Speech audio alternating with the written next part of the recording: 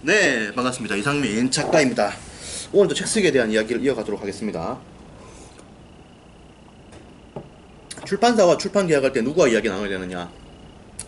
출판사와 출판 계약을 할 때 대표분이랑 직접 이야기할 수도 있고 편집장이랑 이야기할 수도 있습니다.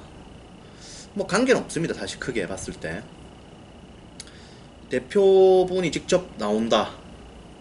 뭐 좋은 거죠. 일단 대표분이 움직인다는 것은 좋은 겁니다. 호신호예요. 호신호. 좋은 신호다 이거야. 대표분이 직접 움직인다.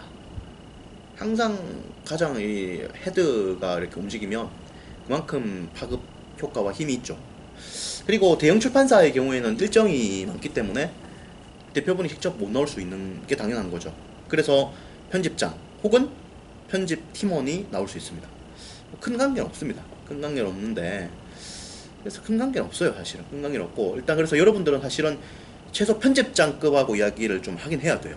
해야 되고, 미팅을 할 때나 앞으로 이야기할 때 그렇고, 그리고 대표분이랑 이야기하면 더 좋긴 좋은데, 일반적으로 대형 출판사 사장님들이 바쁘기 때문에 좀 만나기가 힘들 수는 있습니다. 힘들 수 있는데, 뭐 아무리 대형 출판사라 하더라도 출판사에 직접 가서 한 번 정도 이렇게 간단하게 대화라도 하는 것은 좀 필요하다, 이런 말씀을 드리고 싶어요. 그래서 결론을 내려보면은 결국 이제 편집장분과 많은 대화를 해나갈 것이고, 그 다음에 이제 실무적인 그 실무가와 일을 많이 할 겁니다. 그렇기 때문에 결국에는 이제 원고에 대한 것은 그 두 분과 이야기를 많이 하셔야 되고, 그렇지만은 이제 대표분과도 이야기를 좀 하셔야 된다. 결론은 그거예요. 그래서 그렇다. 그리고 이제 대형 출판사는 대표분이 직접 못 올 수 있는 것이고, 작은 출판사는 대표분이 직접 올 수 있는 것이고, 뭐 그런 겁니다. 그런 거고, 뭐 이게 옳다 나쁘다 이런 건 아니지만, 뭐 결론적으로 봤을 때는 대표분을 좀 만나볼 필요는 있는 것이고, 왜냐면 이게 코드가 좀 맞아야 되거든. 어? 코드가 맞아야 한다고. 그리고 좀 열의가 있어야 되거든. 이 대표의 열의가 필요하거든. 왜냐면 대표분이 모든 의사결정 책임자거든. 그 의사결정을 다 이렇게 편집장이 한다고 해도 대표가 이렇게 빠꾸 틀면 게임 끝이거든.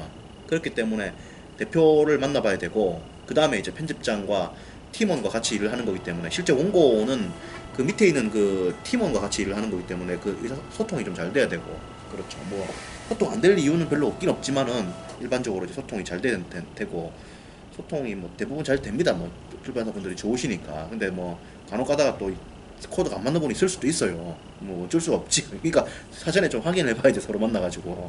그래서 그런 것도 좀 해봐야 되고. 그래서 실제 원고 편집하시는 분이 누군가를 좀 알고도 있어야 돼. 그리고 출판 계약하기 전에 좀 만나볼 필요도 좀 있긴 있고. 근데 그건 또 변수가 있어가지고 또 내가 뭐라고 하지는 못해요. 왜냐면은 그분이랑 하다가 그분이 회사를 그만둘 수도 있어. 그리고 그거 하다가 다른 데로 갈 수도 있다고. 다른 부서로. 그렇기 때문에 그까지는 사실은 좀 어려운 것 같고, 편집장과 대표 이분들과 이야기를 좀 많이 나눠야 된다, 이런 말씀을 드립니다. 자세한 이야기는 또 이상민 책쓰기 연구소에서 나누도록 하고, 다음 또 책쓰기에 대한 이야기를 또 이어가도록 하겠습니다. 고맙습니다.